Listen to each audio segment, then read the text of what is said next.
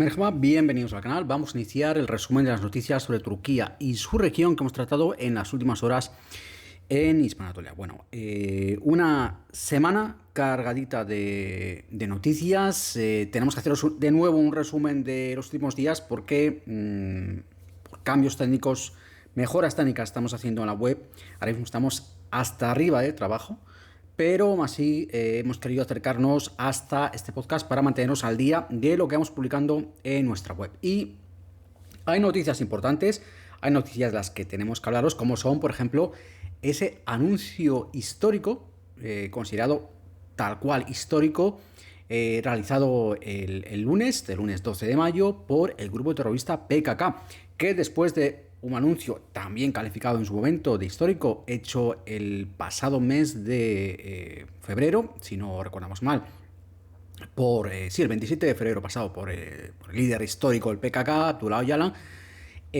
Öcalan, pronunciado en español, castellano, Öcalan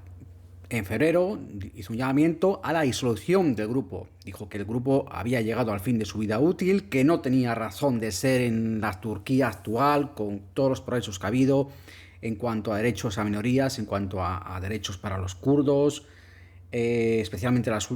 dos últimas décadas, que no tenía razón de ser que el grupo armado, que el grupo terrorista siguiese recurriendo a la vía de las armas que adoptó en 1984 para luchar por los derechos de los kurdos. Bueno, cuando el PKK se alzó en armas, lo que buscaba era la independencia. Luego, además, con un mensaje claramente marxista, leninista en cuanto a su ideología. Luego fue moderando ese mensaje, tanto en cuanto a su ideología política,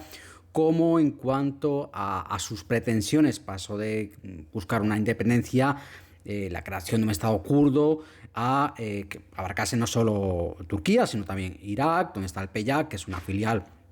del PKK, como Siria, donde está el YPG, como todos sabemos. Y de ahí pasó a buscar únicamente una autonomía. Pero bueno, lo que dijo en febrero Öcalan en castellano, fue básicamente que la razón de existencia del PKK como tal, como organización que busca conseguir sus fines políticos por medio de la vía armada, de lucha armada, hoy día no tenía sentido. Dijo: el PKK ha llegado al final de su vida útil. Así de contundente fue el propio líder del PKK, que recordemos cumple prisión en la isla de prisión,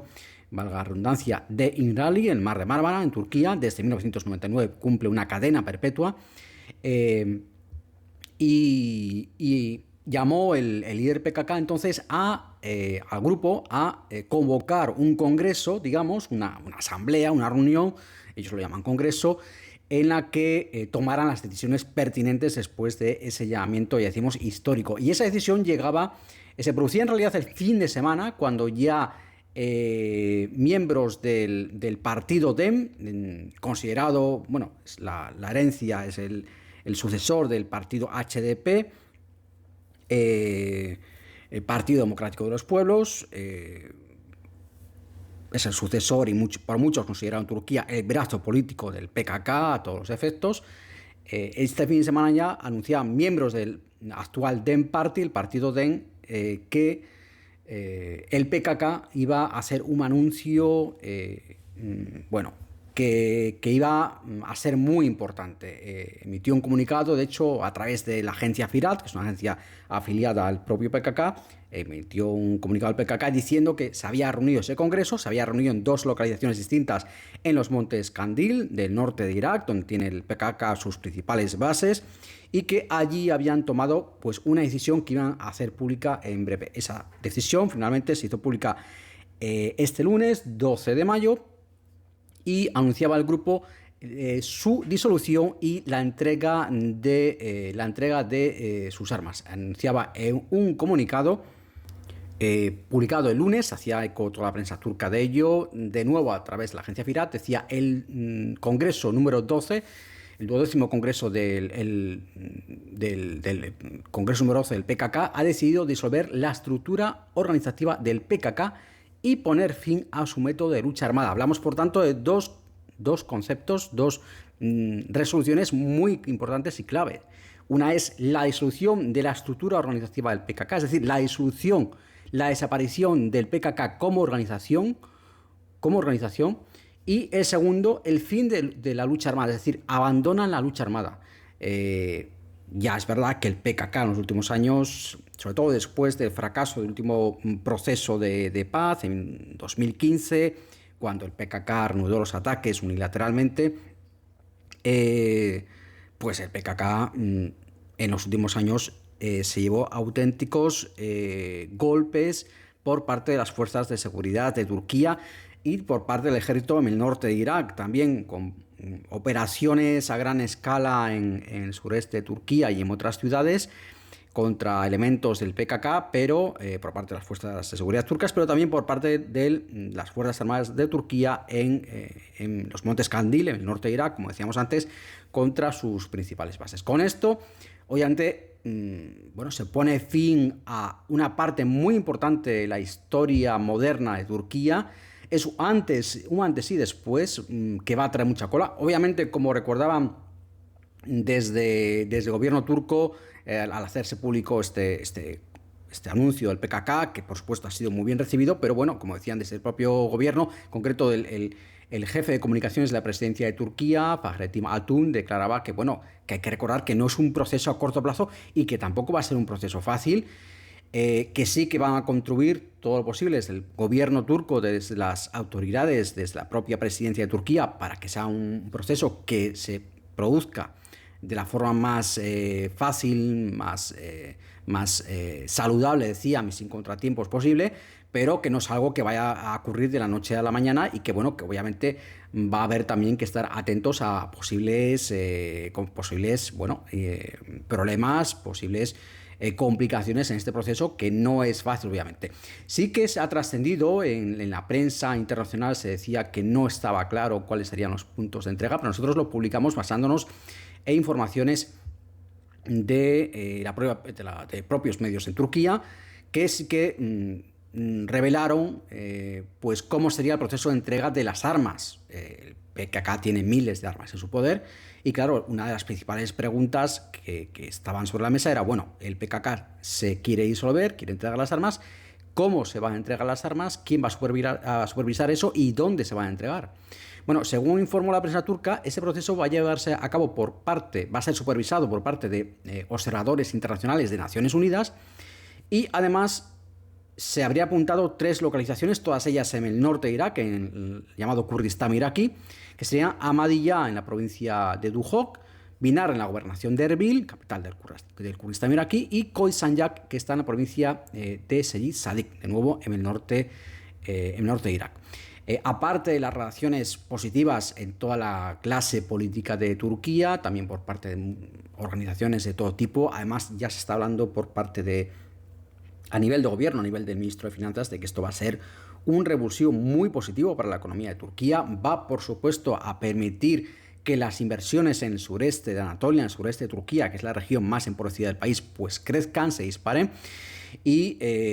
también ha habido relaciones, decíamos, por parte en el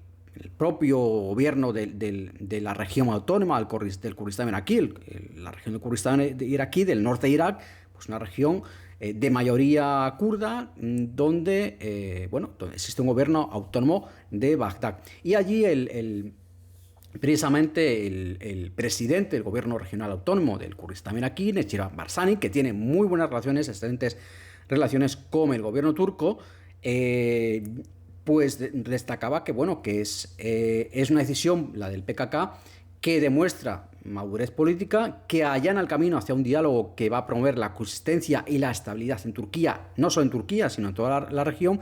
y que va a poner fin a décadas, dijo, de violencia, dolor y sufrimiento, por lo que pidió además que se mostró más bien dispuesto a apoyar cualquier iniciativa que conduzca al éxito de esta oportunidad histórica. Así lo calificó. Y tenemos que hablar también del Papa León XIV, del que vamos a hablar también en los próximos días, lo veréis en el próximo podcast, porque, por informaciones que van saliendo en Turquía, pero aparte de eso, que es algo que dejamos ahí, digamos, en el candelero para que estéis pendientes de ello. tenemos que hablar de esa visita que en su día habíamos comentado que quería realizar el difunto Papa Francisco I, a Turquía. Una visita que estaba previsto que ocurriera a finales de este mes de mayo, coincidiendo con el 1700 aniversario de la celebración del llamado Concilio de Nicea. Un concilio que convocó en el año 325 de nuestra era el emperador romano Constantino el Grande, reunió a los principales obispos y eruditos cristianos del mundo conocido por entonces y los convocó en la ciudad de Nicea. Nicea, que es una ciudad que fue capital romana, bizantina posteriormente, incluso otomana, y que hoy día es una ciudad pequeña, la ciudad de Iznik, una ciudad, decimos, modesta, pequeña, situada a orillas del lago del mismo nombre, el lago Iznik, en la provincia de Bursa, al noroeste de Turquía. Bueno, pues en esa ciudad se celebró en el año 325 un concilio que es importantísimo para los cristianos, porque ahí se definieron, fue el primer gran concilio de la cristiandad, como decimos, lo convocó el emperador Constantino el Grande, y en ese concilio lo que se hizo fue poner las bases de la doctrina católica. La doctrina católica, la palabra católica proviene del griego katolou, que significa universal, es decir, la doctrina universal. Lo que hizo el emperador Constantino fue sentar a los grandes obispos de la cristiandad y dijo, vamos a ver, quiero apoyar esta religión, me interesa apoyar esta religión, quiero que os pongáis de acuerdo en la doctrina que predicáis, porque entonces incluso había todo tipo de escritos, incluso de creencias sobre quién era Jesús, sobre lo que había hecho Jesús incluso, en fin. Al final, en ese credo de Nicea que salió de ese concilio, se establecieron conceptos tan importantes como hoy día, como son, por ejemplo, el concepto de la Trinidad, ni más ni menos, o, por ejemplo, quién es Jesús respecto al Padre, pues, si es hijo, si no es hijo, si comparte parte del espíritu del Padre, en fin, todos estos conceptos teológicos se establecieron en Nicea hace 1700 años, en la actual ciudad de Iznik. Y el Papa Francisco pues, había destacado precisamente pues, la importancia de este concilio, había dicho que había sido un concilio que había marcado un antes y después, no solo para la Iglesia, sino también incluso para la propia humanidad, así lo dijo el Papa Francisco entonces, y había expresado su deseo, a pesar de su delicado estado de salud, había expresado recientemente, pocos meses antes de morir, su deseo de visitar Nicea, y en Nicea, en Iznik, en Turquía, lo estaban esperando con los brazos abiertos. Cuando falleció el Papa, lo contamos también en hispanatolia.com, la verdad es que hubo una gran sorpresa primero y luego también tristeza en Iznik porque esto dejaba en el aire esa posible visita del Papa tan esperada a esta pequeña ciudad de Turquía, pero con tantísima historia. De hecho, Iznik es si os gusta la historia, es increíble el pasado romano y bizantino que tiene. Tiene unas murallas impresionantes, la ciudad de Iznik, que dan cuenta de la importancia que tuvo en el pasado. Y el hecho es que estaba, como decimos, pendiente en el aire la visita del Papa. Bueno, pues según noticias aparecidas en la prensa turca esta semana, pues parece ser que esa visita se va a producir. Cuando falleció el Papa y fue elegido el nuevo Papa, el León XIV, tras ese cónclave, fue elegido el 8 de mayo, pues una de las primeras cosas que hizo el nuevo Papa, al igual que hizo Francisco, de hecho, fue reunirse con los periodistas que habían cubierto el evento de la elección papal, pues unos 4.000 periodistas. Y según informa la prensa turca, durante ese evento organizado por el pontífice, uno de los periodistas le recordó al Papa, pues efectivamente, que Francisco, el difunto Papa Francisco, había expresado su deseo de visitar Turquía y acudir a Iznik, a la antigua Nicea, para ese 1700 aniversario de ese concilio de Nicea. Pues bien, le comentaron esto al nuevo Papa y le preguntaron a León XIV si él sabía esto, sabía de este aniversario tan importante y si era conocedor de que el Papa Francisco no solo quería ir, sino que parece ser que incluso había manifestado, no sabemos si por escrito o no, pero que había manifestado, se comenta también en la prensa turca, que había dicho que si él no podía, que su sucesor debía ir. Bueno, pues lo que respondió el Papa en esta comparecencia o esta reunión con los periodistas fue que dijo, sí, o sea, soy consciente, sé de esto, sé de este evento, y dijo, nos estamos preparando para ello. El hecho es que ahora mismo en Nicea, como decimos en la antigua Nicea, en la moderna Iznik, pues lo están esperando con los brazos abiertos. Si se produce esa visita del Papa finalmente, que parece ser que todo apunta a que se va a producir, sería a finales de este mes, a finales de mayo, y sería una visita obviamente de un carácter eminentemente religioso. Lo esperable, lo que se espera de esa visita es que el Papa, además de acudir a ese evento, se reúna, por supuesto, también con las autoridades de Turquía, con el presidente turco Tayyip Erdogan, por ejemplo, pero que se reúna también, como hizo el Papa Francisco en su día, cuando visitó Turquía en 2014, se reúna con el patriarca greco-ortodoxo de Estambul, que es también el líder espiritual de la Iglesia Ortodoxa, no lo olvidemos. El máximo líder de la Iglesia Ortodoxa mundial está en Estambul, es el patriarca Bartolomeo I, y bueno, a fin de fomentar el diálogo ecuménico, el diálogo entre las dos iglesias, digamos, la oriental y la occidental, pues es probable no, seguro que se reunirá con el patriarca ortodoxo de Constantinopla, moderna Estambul, Bartolomeos I. Vamos a hablar ya más recientemente también de esa reunión que ha tenido lugar en las últimas horas entre Erdogan, el presidente turco, Donald Trump, el presidente de Estados Unidos, el presidente de Siria, Ahmed al-Shara, y el líder de facto de Arabia Saudí, el príncipe Mohammed bin Salman. Una reunión que en el caso de Erdogan fue virtual porque quienes estaban en Riad, en la capital saudí, era el líder sirio Ahmed al-Shara, el propio Mohammed bin Salman, claro está, y también Trump con motivo de una gira que está haciendo por varios países de la región. Bueno, en esa gira, como parte de esa gira, ayer lo comentábamos, lo publicamos en nuestras redes sociales. Recordad que ahí siempre tenéis en X, en Blue Sky, siempre tenéis más noticias más breves, pero más noticias muchas veces incluso de última hora, que tratamos más brevemente también en nuestras redes sociales. Y ahí comentábamos precisamente anoche que Trump había anunciado que levantaba las sanciones a Siria, las duras sanciones que pesaban contra Siria y que en gran medida pues impedían su reconstrucción tras la sangrienta guerra civil y tras el derrocamiento del régimen de Bashar al-Assad a finales del año pasado. Bueno, durante esa reunión, que en el caso de Erdogan decimos fue virtual, fue por videoconferencia, esa reunión a cuatro bandas, parece ser que en la misma, pues Erdogan, el presidente turco, habría transmitido su satisfacción por la decisión de Trump de levantar esas sanciones. El propio Trump dijo ayer, a última hora ayer, cuando anunció el levantamiento de esas sanciones contra Siria, dijo que uno de los que le habían convencido de hacerlo había sido Erdogan, había sido el presidente de Turquía.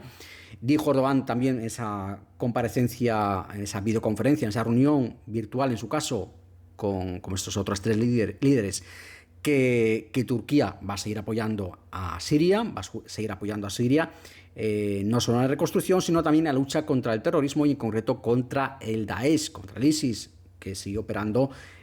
al este del país, sigue operando con poca fuerza, pero sigue estando presente en los desiertos del este de Siria, y también pidió más esfuerzos para detener la tragedia humana y la espiral de violencia en Gaza. Parece ser que por su parte Trump, que comentó efectivamente cuando dijo ayer,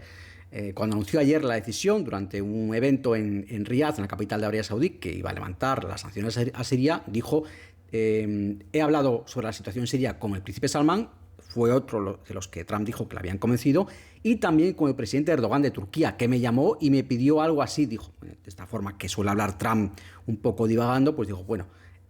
Erdogan me pidió también algo así, algo parecido a levantar las sanciones, dijo.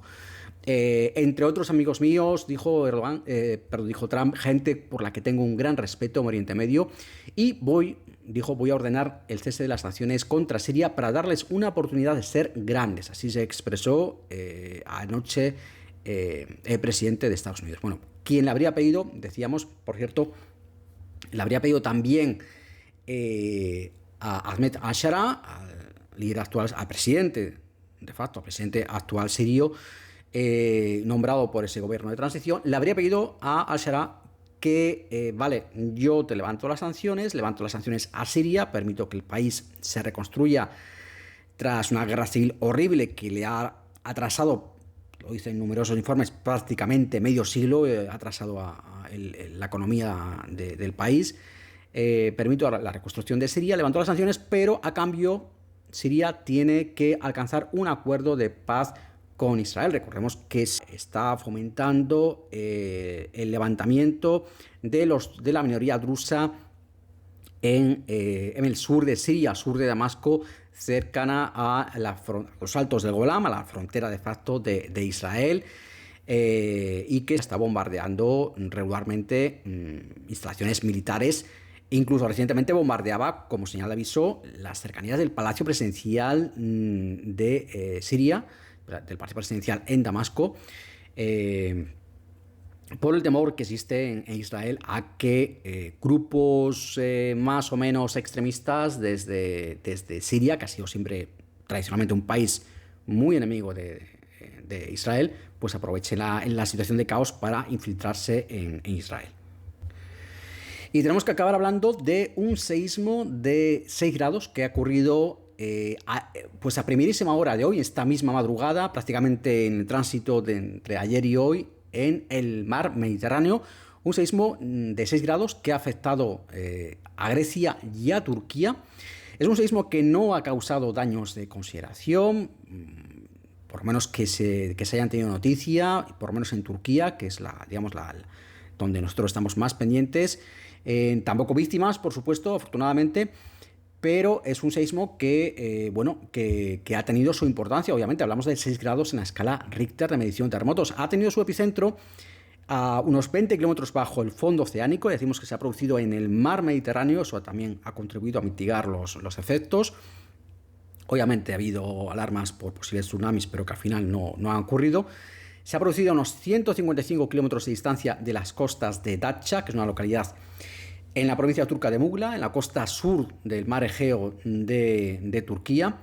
Y es un terremoto que se ha producido prácticamente a medio camino entre la enorme isla de Rodas, frente a las costas de Turquía, y la isla de Creta. Se ha sentido, por tanto, no solo en Turquía, sino también en el sur de Grecia, en la isla de Rodas, la isla de Creta, e incluso en Chipre. Bastante lejos se ha sentido también ese seísmo de 6 grados, como decimos, pues las autoridades en Turquía, el propio gobernador de la provincia de Mugla, donde más cerca estaba esa onda sísmica, ha informado que las inspecciones que se han llevado a cabo sobre el terreno no han producido víctimas, no han producido daños de importancia. No hay registros de ello, pero ojo porque, recordemos una zona bastante sísmica. No lejos está la isla de Santorini, que hace solo unos meses pues era noticia por los continuos seísmos, posiblemente de origen volcánico, como informamos en su momento, pero que es una zona, digamos, de mucha actividad sísmica. Y ojo porque ya ha habido algún experto en medios en Turquía, en televisiones en Turquía, que han apuntado que la zona pues efectivamente tiene un elevado riesgo sísmico debido a que hay justamente es donde chocan las placas tectónicas de África y de Eurasia. En esa región justo pasa una enorme dorsal marina que justo por debajo de la isla de Creta, atravesando toda esa región del Mediterráneo oriental. Y este experto comentó que la zona de hecho pues ha sido escenario a lo largo de la historia de hasta 7 terremotos muy destructivos, que alcanzaron en su momento magnitudes de entre 8 y 8,5 grados, que es algo que en la región no se ha visto en siglos. Posiblemente ni siquiera el gran terremoto del Mármara del 1999, que devastó todo el noroeste de Turquía, o los grandes terremotos del 2023, que arrasaron el sureste de Turquía, llegaron siquiera a 8 grados. Son magnitudes que estamos más acostumbrados a verlas por ejemplo, en Chile, en Sudamérica, o en países como Japón, pero en esta región del mundo, digamos, son magnitudes muy raras, entre 8 y 8,5. Pues este experto dijo que, ojo, porque esa zona no solo ha tenido terremotos de ese poder destructivo, sino que además es una zona muy propensa a seísmos y donde ha dicho no sería ninguna sorpresa que se produjese un terremoto de esta enorme intensidad. Y hasta aquí este resumen. Recordad que tenéis, como siempre, más información en hispanatoria.com, en nuestra web y también en nuestros perfiles en la red social X y en Blue Sky. Si te ha gustado este contenido, dale por favor un like y suscríbete para no perderte los próximos episodios.